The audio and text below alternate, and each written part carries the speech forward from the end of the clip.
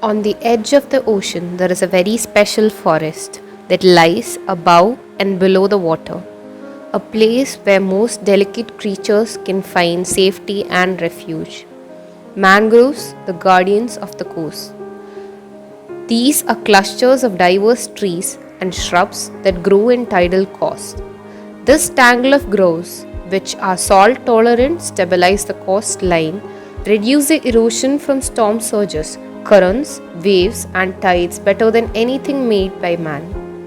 Three-quarters of all tropical fish are born here. Coral reefs depend on them to filter sediments. Countless birds and reptiles live here.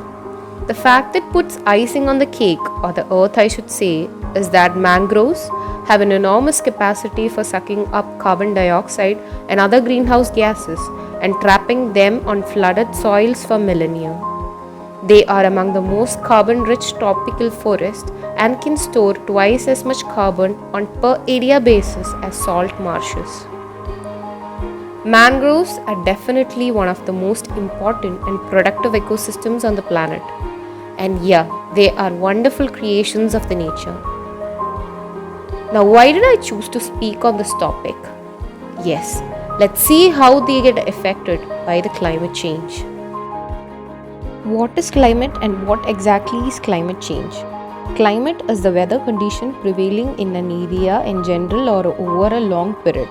Climate change describes a change in the average conditions such as temperature and rainfall over a long range of 30 years. We do hear lots of climate and environment stories, and we run up against one concept all the time: the sea level rise. As the climate warms, the global sea level is rising and is threatening the coastal population around the world. Apart from the melting of polar ice caps, a major contributor to the increase in sea level is thermal expansion. This expansion causes the water molecules to take up more space and causing the volume of the ocean to increase.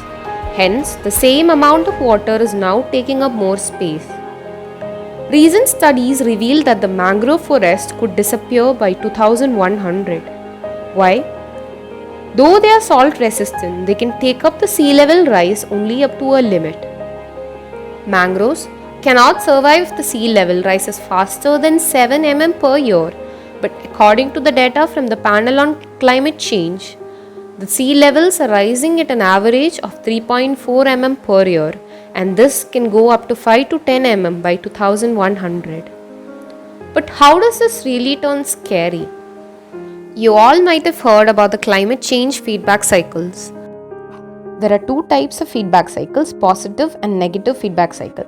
A positive feedback cycle can amplify the change in the first quantity, while a negative feedback cycle reduces the change. A well-known example for negative feedback cycle is weathering of rocks by chemical agents. A climate change causing a cascade of effects that result in even more climate change. Such a positive loop can eventually spiral out of control, creating changes in the climate system we can never undo. This is called the tipping point. How does the loop form in our case? Here you have the answer. Rising sea level can disturb the mangroves and can in turn lead to the emission of carbon dioxide and other greenhouse gases that has been trapped by them into the atmosphere. Not only the sea level rise, but man-made destructions like pollution and deforestation can also lead to this huge emission of CO2. Higher levels of carbon dioxide and other greenhouse gases in atmosphere can lead to an increase in the atmospheric temperature. Warming up of ocean leading to thermal expansion of water is again causing a sea level rise. Rising sea further disturbs the mangroves. And now you can see the tipping point. Yes, we are going to witness a huge loss by 2100. But are we too late? No, we are not. A number of groups have already started smart works for preserving the mangrove ecosystem, which includes the Mangrove Action Project. The mass planting projects have been very popular, however, the majority of seedlings die due to two main reasons: planting the wrong species in the wrong location, or because of the socio-economic issues causing the mangrove loss haven't been solved prior to the restoration. This innovative project team has taken up a more holistic method for restoration with much better results.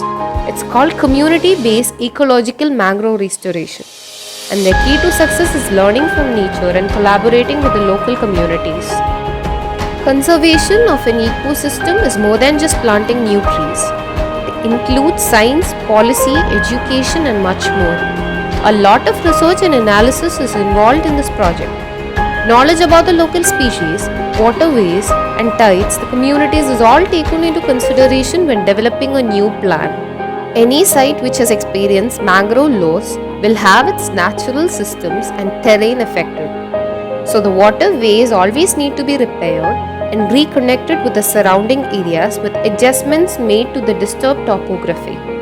This method of restoration ensures that seeds and nutrients are naturally distributed and trees grow in their correct zones, guaranteeing richer biodiversity and a true natural mangrove forest with all its benefits.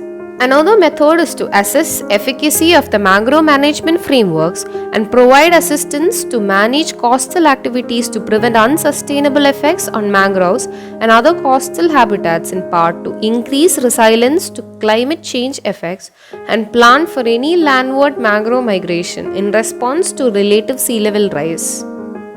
When I'm looking into the global level of protection and preservation, I cannot leave behind a person.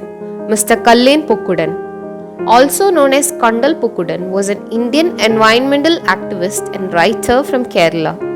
He was known for his efforts for the protection and proliferation of the mangrove forest in Kerala since 1989. He embarked on a mission to plant mangroves across coastal waters of Kerala and is reported to have planted over 1 lakh mangrove plants in the state. He founded the Mangrove School and conducted over 500 classes in various parts of the state in an attempt to educate the masses about the ecological importance of mangroves.